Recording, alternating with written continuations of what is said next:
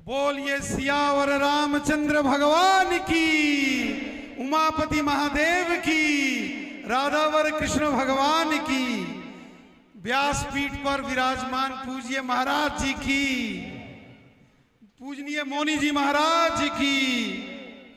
बहुत अच्छी कथा, बहुत सुंदर राम कथा व्यासपीठ से महाराज जी आप सुना रहे थे।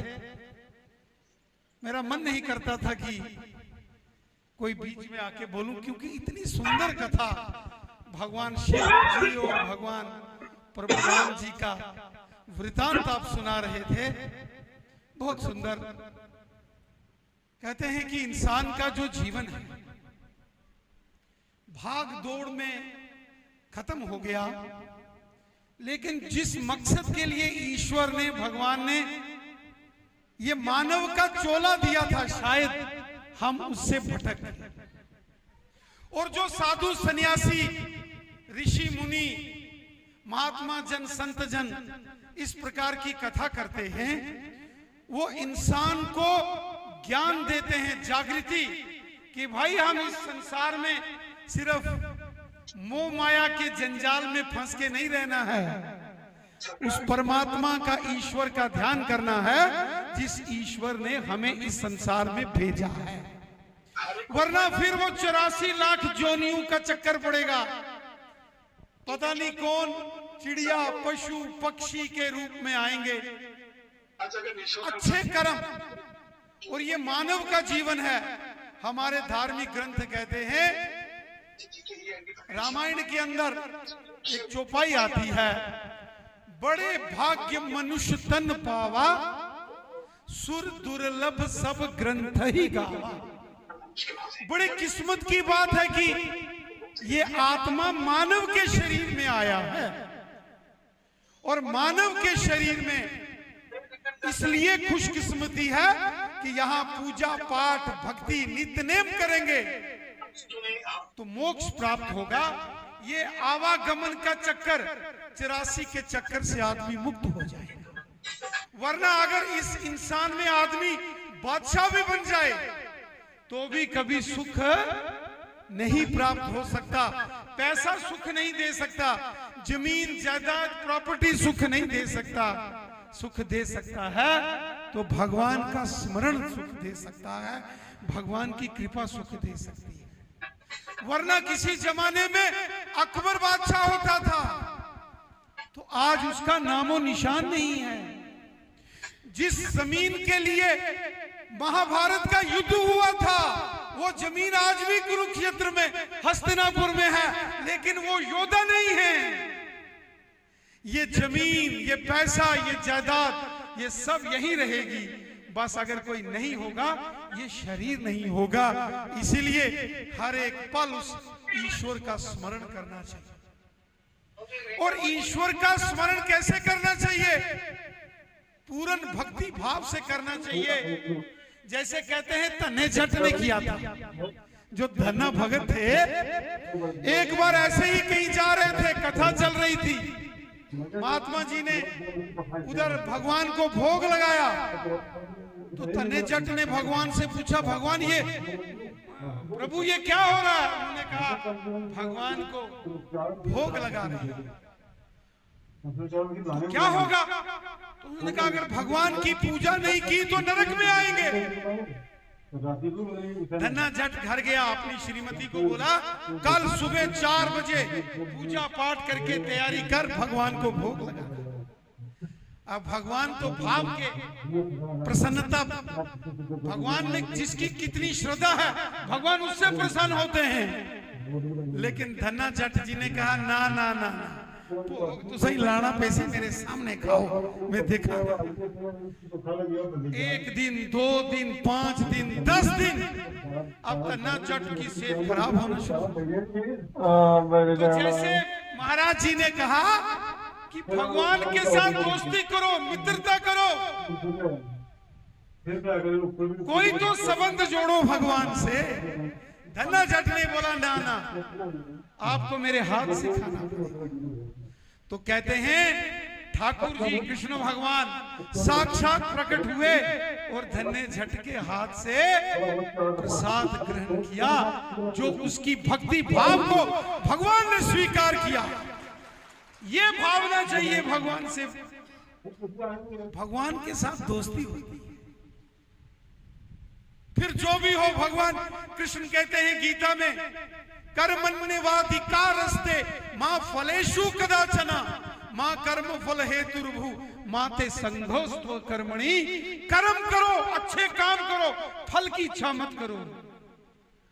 अच्छा सोचो, अच्छा विचार करो, लोगों का भला करो, किसी की निंदा मत करो, किसी का दिल मत दुखाओ, अच्छा बोलो, अच्छा सोचो, अच्छा काम करो।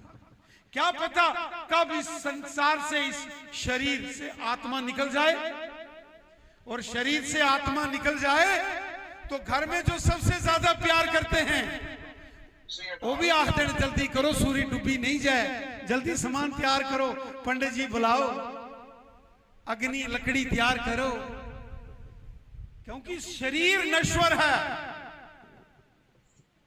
ना हन्य थे हन्य माने शरीरे, गीता में भगवान विष्णु कहते हैं ये शरीर आज है कल नहीं होगा, लेकिन इस शरीर के अंदर जो आत्मा है वो अजर अमर अविनाशी।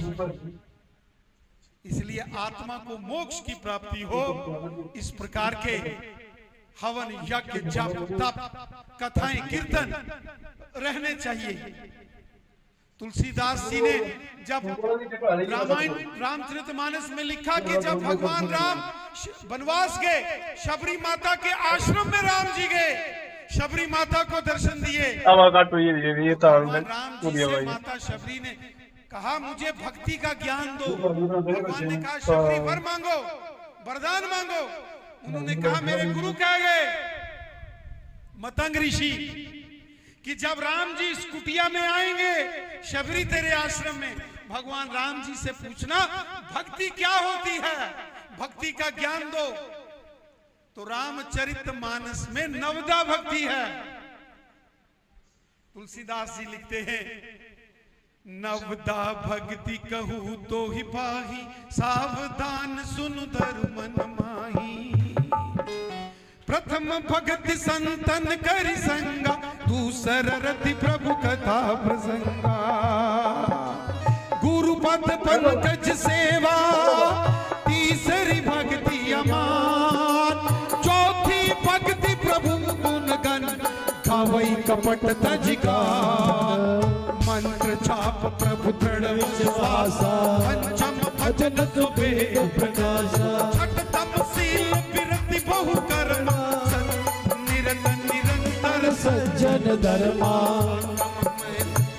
हरि देखा मोहते संत अधिक कर लेखा। आठम चथा लाभ संतोषा, सपने नहीं देखे पर दोषा।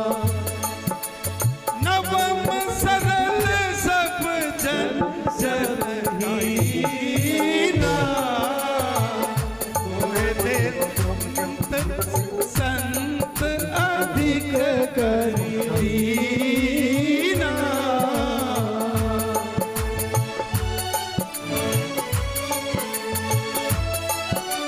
बहुत सुंदर, बहुत सुंदर।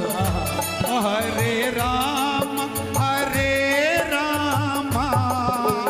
राम राम हरे हरे, हरे राम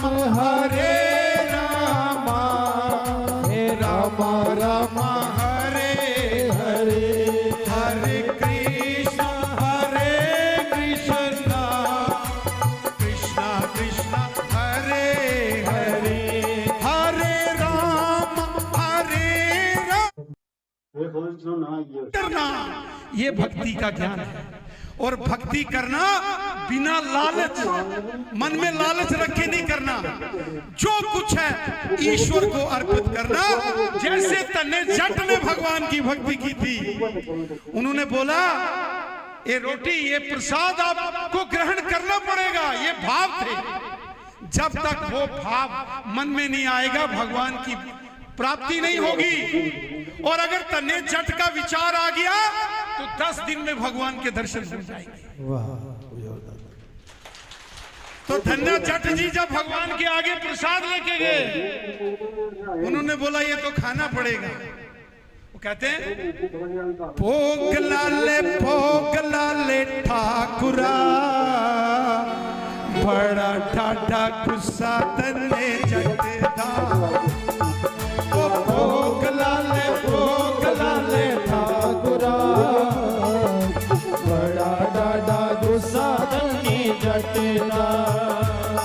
बड़ा ठाठा गुस्सा तन्ने जटदा।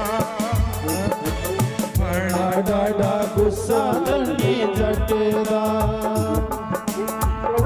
आज भगतां ने अर्ज कीती, तू सिखाओगे ते खावांगे। आज भगतां ने अर्ज कीती, तू सिखाओगे ते खावांगे। और तू सिखाओगे ते खावांगे, और नहीं ते भूखे मर जावांगे। और तू सिखाओगे ते खावांगे, और नहीं ते भूखे मर जावांगे। भोग लाले ठाकुरा, बड़ा डाडा गुस्सा तन्ने जटदा। बड़ा डाडा गुस्सा तन्ने जटदा। ओ लाल प्रेम नाल भोगवे, असा तेरा पीछा नहीं छड़ना। ओ लाल प्रेम नाल भोगवे, असा तेरा पीछा नहीं हो छड़ना। असा तेरा पीछा नहीं छड़ना। असा तेरा पीछा नहीं हो छड़ना। ओ भोग लाले ठाकुरा, बड़ा ठाठा गुस्सा तन्ने जटदा। ओ भोग लाले ठाकुरा, बड़ा डाडा गुस्सा तन्ने जटदा। बड़ा ठाठा गुस्सा तन्ने जटदा। बड़ा ठाठा गुस्सा तन्ने जटदा। बोलिए सियावर रामचंद्र की जय। उमापति महादेव की, गंगा मैया की, गौ माता की, गीता माता की, भारत माता की, भारत के संतों की, व्यासपीठ पर विराजमान पूज्य महाराज जी की, पूज्य महाराज जी की, पूज्य महाराज जी की, पूज्य मौनी जी महाराज जी की, आज की संगत की। मैंने आपका ज्यादा समय ले लिया, ये इसका भी कसूर आपका है, क्योंकि आपने इतनी अच्छी कथा सुना रहे थे कि हमें भी भगवान की भक्ति मिली। कोई बात नहीं, आपने भी राम जी का ही प्रसंग सुनाया, नवता भक्ति का वर्णन कर दिया। जोरदार तालियां इनके लिए।